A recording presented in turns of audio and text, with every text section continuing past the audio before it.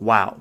If you didn't know any better, you would have mistaken last weekend's UFC Fight Night for a primetime pay-per-view event.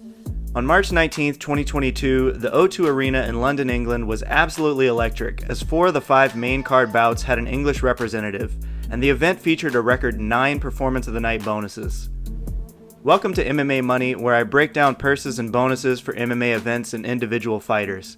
Today I'll be looking at the main card of UFC Fight Night Volkov vs Aspinall. Please leave a like if you enjoy the video, it really does help with the YouTube algorithm and allows more people to find the channel. With that, let's jump into the first fight.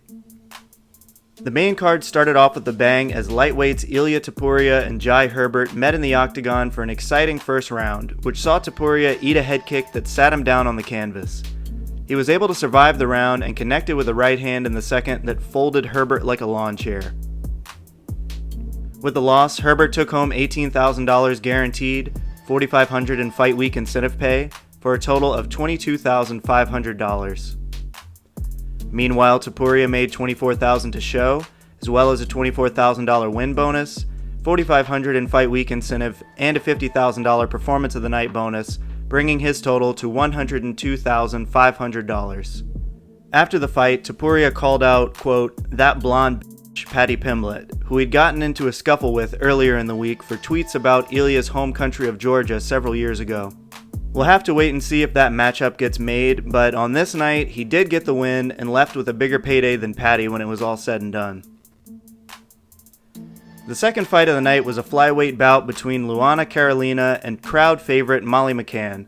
McCann started strong and wobbled Carolina a couple of times with flurries of punches. It seemed like Luana might be gaining some momentum in the third round, but was dropped by a spectacular spinning elbow from McCann that knocked her out cold. Carolina took home $26,000 to show, $4,500 in fight week incentive, for $30,500 in total pay. And for her work, Meatball Molly secured $38,000 to show, a $38,000 win bonus, $6,000 in fight week incentive, and a $50,000 performance of the night bonus, for a total of $132,000. The third fight was a welterweight bout between Takashi Sato and UFC veteran Gunnar Nelson. It was less exciting compared to the other fights, as Sato spent a significant portion of all 3 rounds trapped on the ground, a lot of it in a tight body triangle. Nelson would go on to take the unanimous decision win. Sato earned $22,000 to show, $4,500 in fight week incentive pay, for a total of $26,500.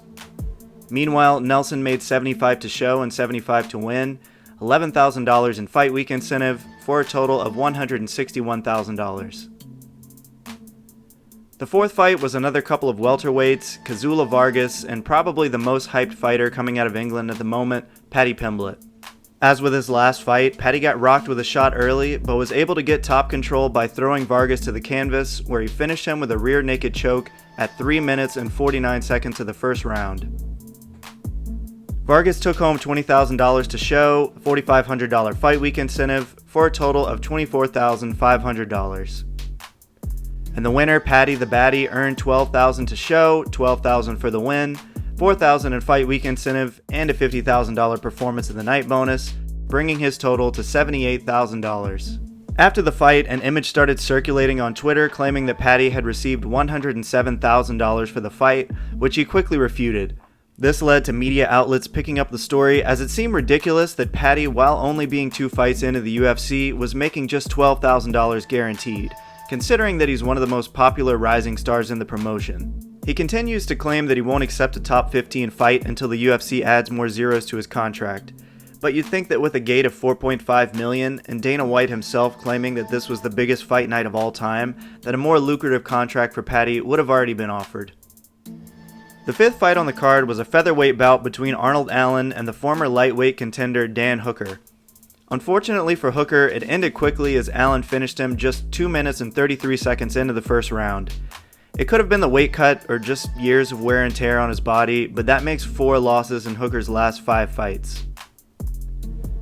While it was a heartbreaking loss, he did still bring home a whopping $210,000 guaranteed, along with $16,000 in fight week incentive pay, for a total of $226,000. Meanwhile, Allen earned $85,000 to show, $85,000 for the win, along with a $6,000 fight week incentive and a $50,000 Performance of the Night bonus, for a total that exactly matched Hooker's of $226,000. And finally, the main event of the evening, two heavyweight contenders, number 6 Alexander Volkov and number 11 Tom Aspinall, met in the octagon for the final bout of the night.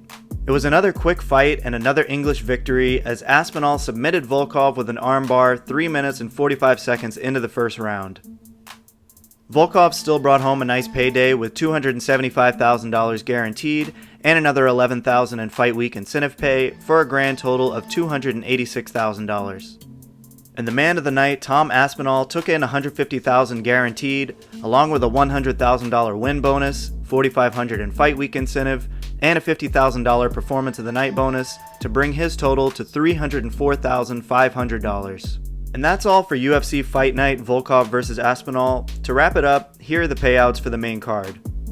Because the fight purses have not officially been released, the totals I've shown in this video are just estimates based on reports and past earnings. Hit the subscribe button if you enjoyed this video, and let me know in the comments what other topics you'd like to hear about, as well as how I can improve the channel.